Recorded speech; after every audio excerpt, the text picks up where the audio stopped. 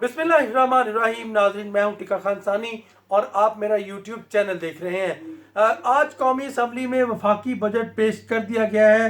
72 खरब 94 अरब रुपए का वफाकी बजट आज पेश किया है हमाद अजहर वफाकी वजीर इंडस्ट्रीज़ ने।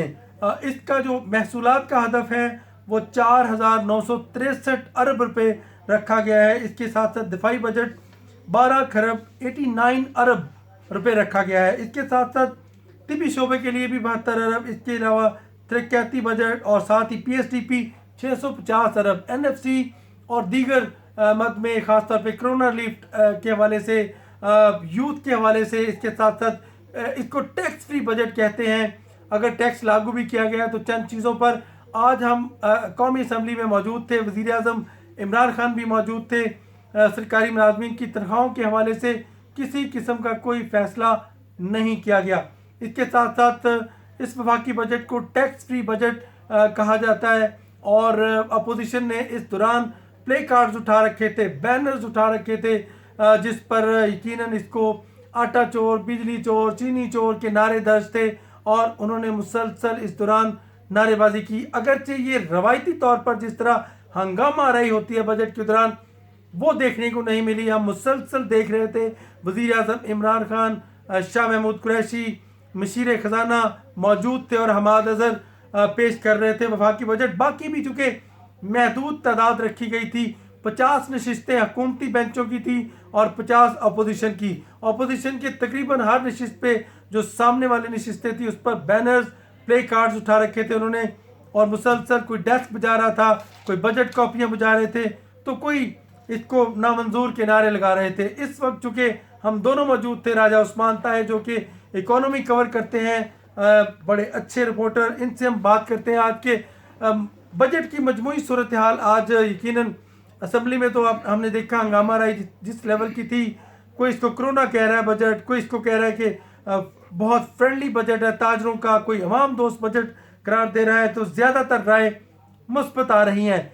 CPEC मनसूबा देख लें, मुआसरात देखें, इसके साथ साथ तिबी शोबा, आला तालीम, यूटिलिटी स्टोर्स और साथ ही समाजी शोबा, कम्युनिकेशन, एहसास प्रोग्राम, एनर्जी, खुराक, एमरजेंसी फंड, तमाम चीज़ों को इसमें एड्रेस किया गया है।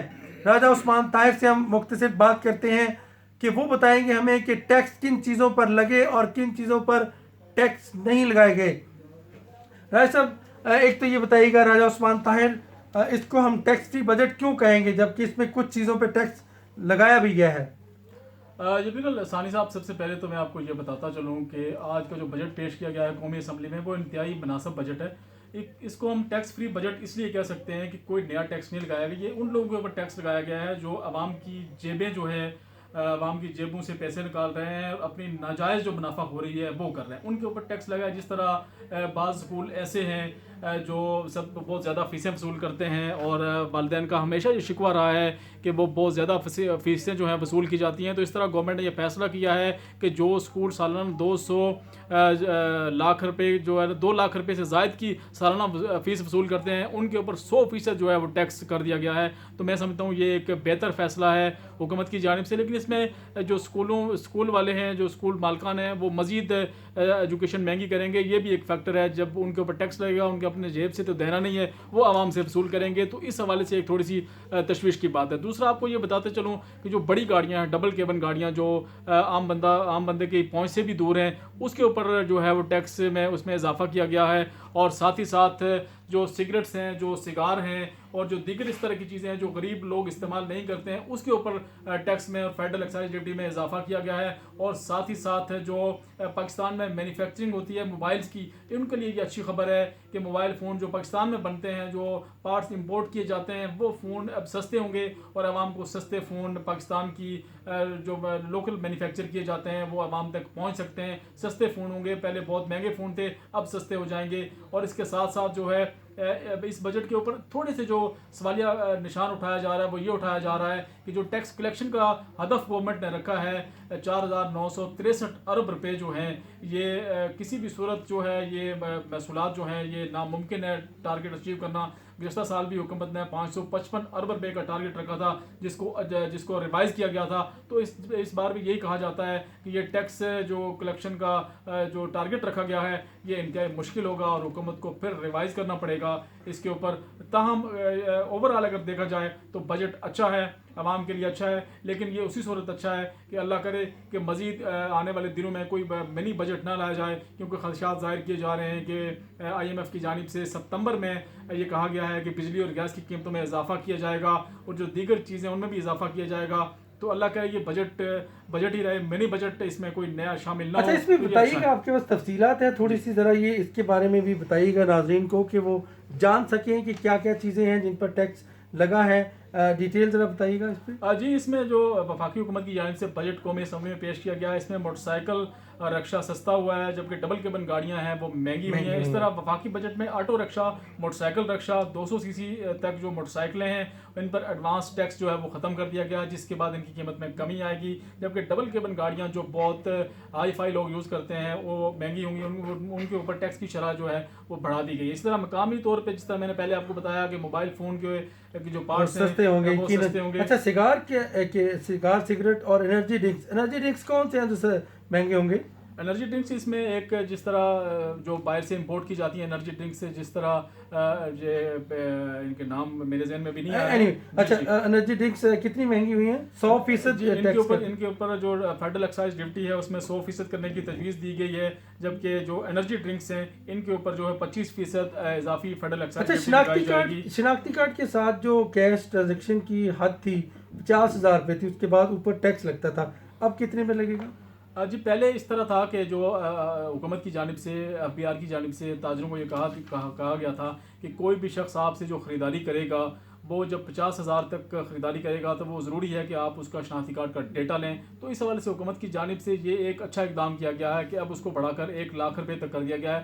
यानी अगर आप ख़रीदारी करने जाते हैं मार्केट में तो आपको जब 50,000 से ऊपर आप ख़रीदारी करते थे तो आप जो रिटेलर होता था वो मस्ट आपके जो शनाख्ती कार्ड की कापी आपसे मांगता था, आपकी चीज़ें दीगर जो मालूमात हैं वो लेता था। अब आप अगर 1 लाख से ऊपर ये ख़रीदारी करेंगे या ट्रांजैक्शन करेंगे तो फिर आपके ऊपर शनाख्ती कार्ड की शर्त लागू होगी। अच्छा, ये तो एक पेपर है, एक नीचे भी आपने कोई पेपर छुपा रखा है, इसमें कुछ तफसीलात हैं।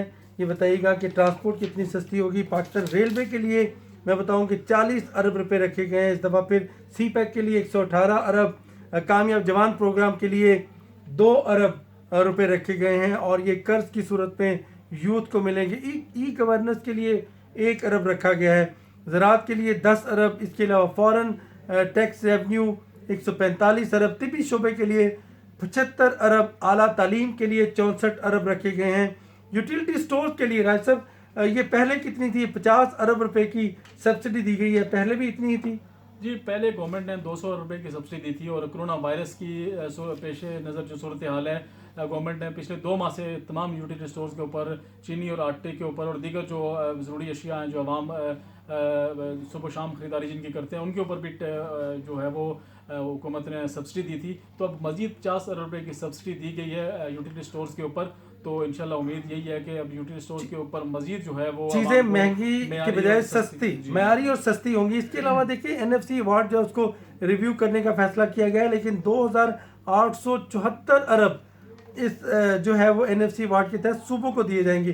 कबायली इस्लाम में 152 अरब रुपए रखे गए हैं पैकेज मौसमियाती तब्दीली के लिए, ख़ास तौर पे मलिक अमीन असलम और जरताज गुल उनकी वजारत है, 6 अरब रुपए। इसी तरह सीमेंट की पैदावारी लागत जो है इसके ऊपर भी 101.75 फ़ी किलो जो है उसके ऊपर यकीनन अब टैक्स जो है उसकी शरह कम की जाएगी। कहा यह जा रहा है कि 20 से 25 रुपये जो है सीमेंट की बोरी में कमी आएगी।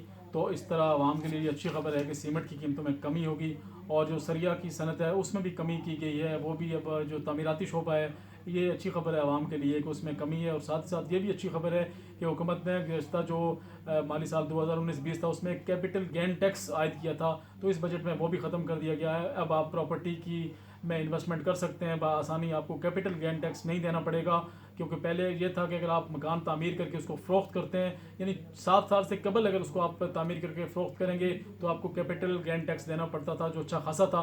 अब उसको ख़त्म कर दिया। अच्छा, एक और बड़ा अच्छा फैसला मैं देख रहा हूँ कि कपड़ों और जूतों के जो स्टोर्स हैं उस पर सेल्स टैक्स 14 रुपये से कम करके 12 रुपये कर दिए, 12% कर दिया गया। 14% से 12%। ज़राअत के लिए टिड्डी दिल के हमले जो थे 10 अरब रखे गए हैं। इसी तरह मुकामी सनतों के लिए 12 अरब, और साथ ही चूँकि वक्त ख़त्म हो रहा है, कोरोना तशखीसी किट्स और कैंसर की तशखीसी किट, इसमें भी राहत दी गई है। वफाकी अस्पतालों के लिए 13 अरब, और साथ ही ऑटो रिक्शा और दीगर तो तफसीलात सामने आ गई हैं। और होटल इंडस्ट्री के लिए 10 लाख बैरून मुल्क लोगों को भेजा गया है इस गवर्नमेंट के दौरान। ये भी हमें बताया था जुल्फी बुखारी ने, और आज बजट में बात की। आखिरी बात मैं करूँगा होटल इंडस्ट्री के लिए, ज़रा मुख्तसर बताइएगा।